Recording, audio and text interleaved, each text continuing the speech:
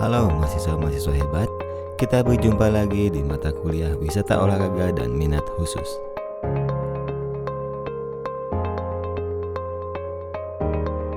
Pada pertemuan kali ini, materi yang akan kita bahas yaitu mengenai lingkungan yang terdiri dari area, sumber daya, dan dampak.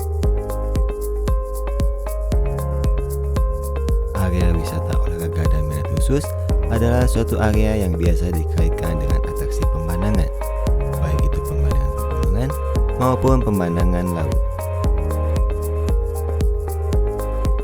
Atraksi pemandangan ini sangatlah penting bagi wisata olahraga dan minat khusus, karena sebagian besar wisata olahraga dan minat khusus mengandalkan alam sebagai daya tariknya dan bergantung pada perubahan antropogenik.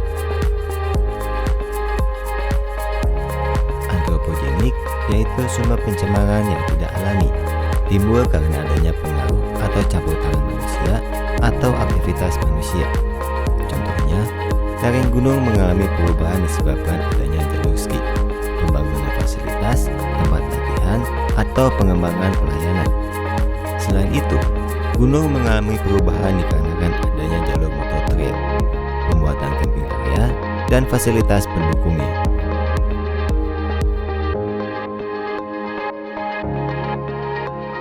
Bell mengatakan bahwa sportscape adalah istilah yang digunakan dalam geografi wisata olahraga dan minat khusus untuk menggambarkan lingkungan olahraga yang sudah dimodifikasi dan berteknologi. Berikut 10 interpretasi landscape wisata olahraga dan minat khusus. Habitat alami. Peserta olahraga biasanya akan memanfaatkan pemandangan alam sebagai daya tarik acara olahraga tertentu. Setelah digunakan, pemandangan tersebut akan tetap berhubungan dengan alam, bukan olahraga.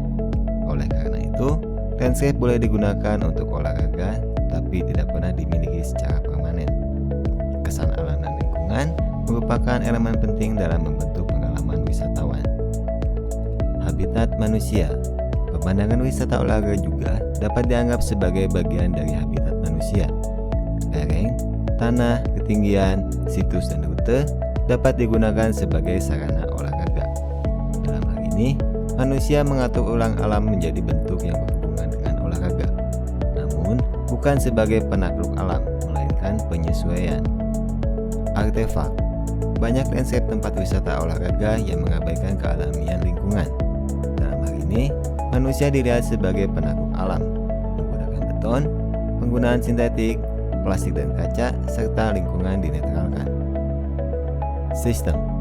Landscape juga dapat dilihat sebagai bagian dari sistem ekonomi. Stadion olahraga misalnya, menghasilkan arus wisatawan dan interaksi spasial yang jauh lebih besar daripada stadion itu sendiri. Masalah. Kegiatan olahraga yang berlebihan berdampak pada alam, seperti tercemarnya lingkungan dan sosial. Kemacetan dan kebataran lalu lintas terjadi karena adanya acara olahraga di stadion. Kekayaan. Area olahraga merupakan bentuk peningkatan tempat yang bertujuan untuk menarik investasi dan dapat mempengaruhi kekayaan sewa.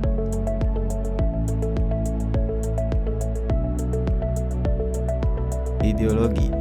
Area olahraga dapat dilihat sebagai cerminan dari berbagai ideologi. Area olahraga merupakan bentuk tanggapan ekspresi terhadap nasionalisme. Stadion merupakan ekspresi dari ideologi teknosentris modern. Sejarah. Area olahraga adalah proses kumulatif evolusi sejarah. Ukuran, bentuk, bahan, dan dekorasi menginformasikan tentang cara orang berolahraga dari waktu ke waktu. Tempat. Landscape dilihat sebagai sebuah lokalitas yang memiliki nuansa tertentu.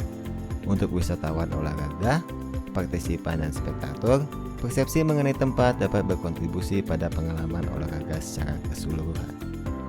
Estetika. Alam memiliki kualitas estetika. Estetika terkait dengan kualitas artistik landscape olahraga.